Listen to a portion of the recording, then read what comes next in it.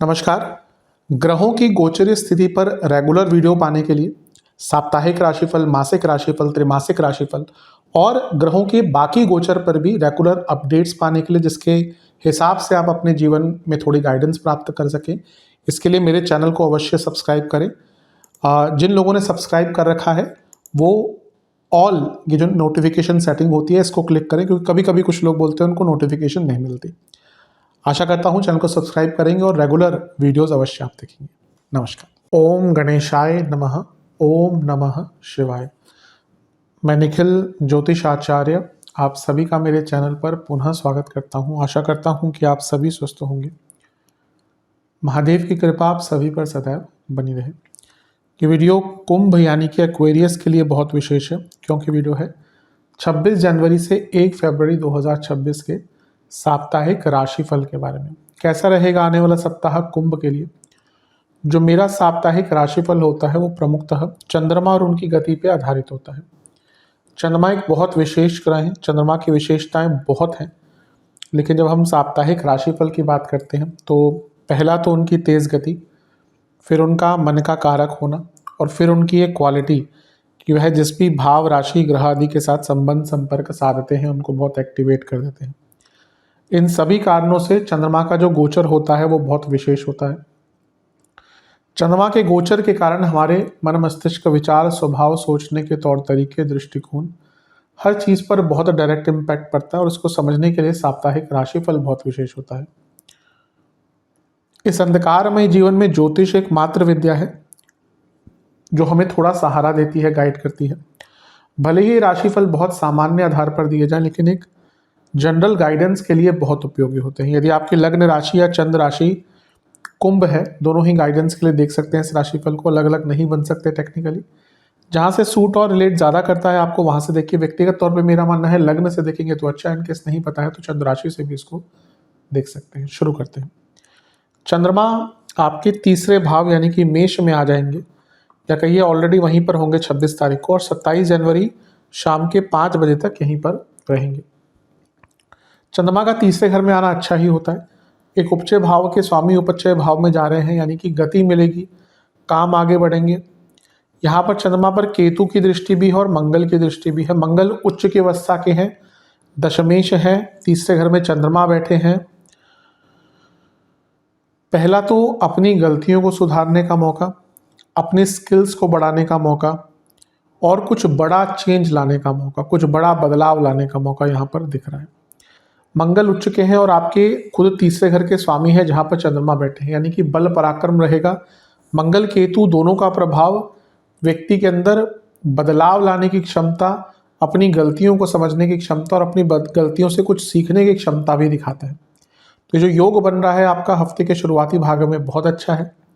बस ध्यान ये देना है कि मंगल भी उग्र ग्रह है, केतु भी अग्नि तत्व का ग्रह है, और चंद्रमा अग्नि तत्व की राशि में है, और ये तीसरा भाव है।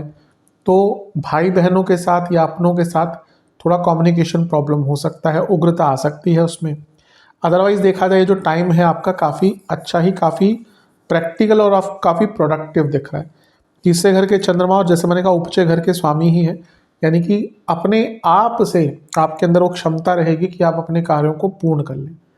नवांश कुंडली बता रही है कि किसी से कोई बहस वहस हुई है रिसेंटली, तो थोड़ा सा उसको सुलझाने का टाइम या मौका मिल सकता है। दशांश कुंडली कार्य क्षेत्र में थोड़ा कम्युनिकेशन पर ध्यान दीजिए।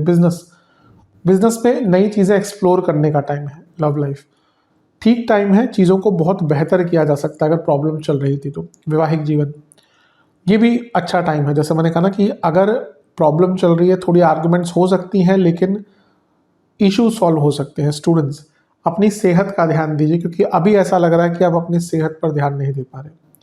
जहाँ तक सेहत की ही बात है, गले के रोग, इन्फेक्शंस और ईएनटी की प्रॉब्लम, सर्वाष्टक में आपका 10वां भाव अत्यंत बली है, ये अपने आप में अंकित कर रहा है कि बहुत प्रोडक्टिव ये समय रहेगा हफ्ते का शुरुआती भाग। 27 जनवरी शाम के 5 बजे चंद्रमा आ जाएंगे आपके चौथे भाव में, यानी कि वृषभ में, और 29 जनवरी शाम के 7 बजे तक यहीं पर रहेंगे। चंद्रमा का चौथे भाव में आना एक प्रकार से बहुत अच्छा नहीं माना जाता, क्योंकि कार को भावनाशय दोष लगता है। अच्छी चीज़ों की पहले चर्चा कर लेते हैं। उच्च की अवस्था के हो गए हैं और आपके छठे घर के स्वामी हैं। कोई प्रॉपर्टी का लीगल काम अटक रहा था, लिखा पढ़ी के काम अटक रहे थे, वो पूर्ण हो जाएंगे। चंद्रमा छठे घर के स्वामी उच्च के हो रहे हैं, यानी कि अपने अटके हुए कार्यों को बहुत आराम से पूर्ण कर सकते हैं। अब एक जोश रहता है, एक उमंग रहती है, एक सार्थकता रहती है व्यक्ति के अंदर। छठे भाव को केवल बुरा नहीं समझना चाहिए। छठा भाव हिम्मत का है, छठा भाव पराक्रम के साथ साथ मेहनत का है। पराक्रम का भाव तो ये है, लेकिन उससे जो केंद्र भाव या दूसरा उपचय भाव है वो भी पराक्रम का ही देखा जाता है। इसलिए मंगल जब यहाँ पे बैठते हैं और लग्न को देखते हैं, वो व्यक्ति बहुत पराक्रमी होता है। वैसे ही जब छठे घर के स्वामी उच्च के हो रहे हैं तो पराक्रम रहेगा, कॉन्फिडेंस रहेगा। कोई लेट्स से कि आपका प्रॉपर्टी आपने ली है, वो उसमें कोई दिक्कत आ रही है पेपर वर्क की, वो दूर हो जाएगी। यहाँ से 10वें घर को देख रहे हैं और आपके अंदर एक सार्थकता दिखा रहा है। काम बहुत आराम से पूर्ण करेंगे, करियर में बहुत मोटिवेटेड रहेंगे। लेकिन छठे घर के स्वामी चौथे घर में उच्च के हो गए, घर में बहुत लड़ाई झगड़ी हो सकते हैं। तो जहाँ प्रोफेशनल लेवल पर, मेटलिस्टिक लेवल पर चीज़ें बहुत अच्छी दिख रही हैं, वहीं पर्सनल लेवल में लड़ाई झगड़े बहुत दिख रहे हैं। और शनि का प्रभाव जो विषदोष बनाता है वो इस चीज़ को और बढ़ा रहा है, क्योंकि चौथे घर पर शनि का प्रभाव और चंद्रमा भी यहीं पर है। तो विषदोष का यहाँ पे बनना दिखाता है कि घर में लड़ाई झगड़े बड़े स्तर के हो सकते हैं। क्योंकि शनि 12वें घर के स्वामी भी हैं तो घर में खर्चा भी बहुत हो सकता है।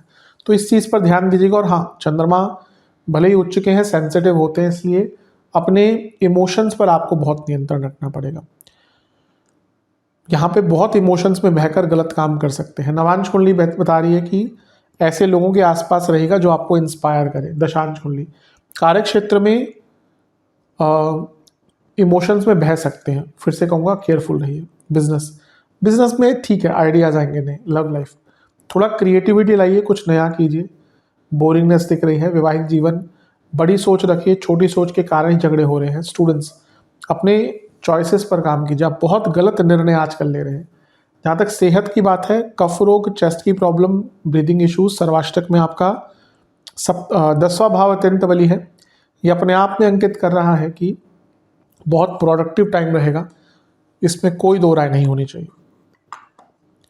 29 जनवरी शाम के 7 बजे चंद्रमा आ जाएंगे आपके पंचम भाव में और 31 जनवरी शाम के 8 बजे तक यहीं पर रहेंगे। चंद्रमा का पंचम भाव में आना एक प्रकार से काफ़ी अच्छा माना जाता है। चंद्रमा छठे घर के स्वामी हैं और यहाँ पे आपके गुरु के साथ बैठे हैं, जो धनेश भी हैं, लाभेश भी हैं। रुकी हुई पेमेंट, रुका हुआ पैसा बहुत आराम से आएगा। गजकेसरी योग बन रहा है तो आइडियाज़ भी आते हैं और राहु का प्रभाव भी है जो इस समय आपके लग्न में बैठे हैं, यानी कि कुछ बड़ा करने का मौका भी मिलता है। लेकिन पंचम में चंद्रमा गुरु के साथ और राहु का प्रभाव, ओवर थिंकिंग तो इतनी हो जाएगी जिस पे आप नियंत्रण कर ही नहीं पाएंगे। तो वैसे देखा जाए टाइम बहुत अच्छा है। दोनों ही ग्रह गजकेसरी योग बनाकर 11वें घर को देख रहे हैं, जिसमें से गुरु का ही है 11वां भाव और चंद्रमा छठे घर के स्वामी है, तो रुका पैसा भी और नया पैसा कमाने के मौके, क्योंकि उपचय भाव है कि स्वामी है चंद्रमा। लेकिन चंद्रमा जहाँ क्रिएटिव भी कर सकते हैं, वहीं राहु जैसे ग्रह का प्रभाव, गुरु का प्रभाव, ये भयंकर ओवर थिंकिंग करवाता है। तो ओवर थिंकिंग से अगर आपने अपने आप को बचा लिया तो बहुत अच्छा है, वरना तो थोड़ी प्रॉब्लम हो सकती है। नवांश कुंडली सुनिएगा ज़्यादा, कहिएगा कम। दशांश कुंडली कार्य क्षेत्र में बहुत अच्छा काम कर पाएंगे, कुछ नाम कमा पाएंगे। बिजनेस में देखिए आपके आसपास कौन है, सब पे ट्रस्ट मत कीजिए, स्पेशली अगर बड़ा बिजनेस है ना, किसी पे ट्रस्ट मत कीजिए। लव लाइफ कम बोलिएगा, अच्छा रहेगा। वैवाहिक जीवन अपने लाइफ पार्टनर को थोड़ा सा स्पेशल फील करवाइए। स्टूडेंट्स आपका एक पैटर्न नहीं है, जब तक स्टूडेंट्स एक पैटर्न में नहीं बनते ना, तब तक वो सक्सेसफुल नहीं हो पाते। अपना पैटर्न बनाइए। सेहत की जहाँ तक बात है, पेट की प्रॉब्लम, कफ प्रॉब्लम और ओवर थिंकिंग, सर्वाष्टक आपका 10वां भाव ही बली है। जो लोग जॉब चेंज करने का प्रयत्न कर रहे थे उनको कुछ मौका मिल सकता है। 31 जनवरी शाम के 8 बजे या रात के 8 बजे चंद्रमा आ जाएंगे छठे भाव में और सप्ताह के अंत तक यहीं पर रहेंगे। चंद्रमा का छठे भाव में आना एक प्रकार से काफ़ी अच्छा या काफ़ी बुरा, दोनों ही नहीं माना था, मिश्रित माना जाता है। हाँ, यहाँ पे विपरीत राजयोग बना रहे हैं और अपनी ही राशि में है और बहुत सारे ग्रहों का प्रभाव है। मंगल, सूर्य, बुध, शुक्र, इसमें अगर देखें तो बुध भी विपरीत राजयोग बना रहे हैं, तो कोई लीगल काम, फिर से कहूँगा एडमिनिस्ट्रेटिव कार्य, विदेश का कार्य, पेपर वर्क, ये पूर्ण हो सकता है। मंगल, चंद्र मंगल योग पैसों के लिए बहुत अच्छा होता है। जो लोग कुछ नॉर्मल से हटकर करते हैं काम, बहुत लाभ मिलेगा। सूर्य की पूरी किरणें हैं तो पूर्णिमा योग है। क्योंकि सूर्य सप्तमेश है तो बिजनेस में कुछ रुकावटें आ रही थी वो दूर होंगी। और शुक्र तो योग कारक है, फिर से कहूँगा एक गति मिलेगी। लेकिन चंद्रमा मन के कारक हैं और छठे घर के चंद्रमा बहुत व्यर्थ की चिंताओं से भरे होते हैं। उन पर बुध की दृष्टि, कन्फ्यूजन और सूर्य का प्रभाव जो आपके यानी कि कुंभ के लिए बहुत अच्छे ग्रह नहीं है, तो ये दिखाता है कि हफ्ते के अंतिम भाग में ना बहुत लड़ाई झगड़े आपके हो सकते हैं, क्योंकि फ्रस्ट्रेशन इतनी रहेगी, छोटी छोटी बात पर आप बहुत रिएक्टिव हो जाएंगे। तो जितना कम रिएक्टिव रहेंगे ना उतना आपके लिए अच्छा रहेगा। नवांश कुंडली बता रही है कि वही कार्य कीजिएगा जहाँ पे आपको 100% क्लैरिटी हो, और किसी से या उन्हीं लोगों से बात कीजिएगा जिन पे आपको 100% ट्रस्ट हो। दशांश कुंडली, कार्य क्षेत्र में थोड़ा संभल कर काम कीजिएगा। बिजनेस में एक ही परेशानी है कि फोकस नहीं रहेगा। लव लाइफ बहुत अनिश्चिततापूर्ण टाइम दिख रहा है। वैवाहिक जीवन, गाइडेंस की आवश्यकता है। अगर प्रॉब्लम चल रही है तो बड़ों से बातचीत कीजिए, या प्रोफेशनल गाइडेंस भी आप ले सकते हैं। जहाँ तक स्टूडेंट्स की बात है, पहले पुराने कॉन्सेप्ट्स को क्लियर कीजिए। अभी लगता है आप आगे बढ़े जा रहे हैं, पुराने कॉन्सेप्ट क्लियर नहीं है। सेहत के हिसाब से अपचन, बीपी की प्रॉब्लम, हड्डियों की प्रॉब्लम, सर्वाष्टक में आपका 10वां घर बली है। कार्य क्षेत्र में फोकस से काम कीजिएगा। उपाय के स्वरूप में बजरंग बाण का और शनि चालीसा का एक बार पाठ कीजिएगा, और बजरंग बली को एक तिल के तेल का दिया अर्पण कीजिएगा। आशा करता हूँ वीडियो काम आएगा। चैनल पर नहीं है सब्सक्राइब कीजिए, वीडियो को लाइक कीजिए। मिलता हूँ अगली वीडियो में, तब तक के लिए ओम नमः शिवाय।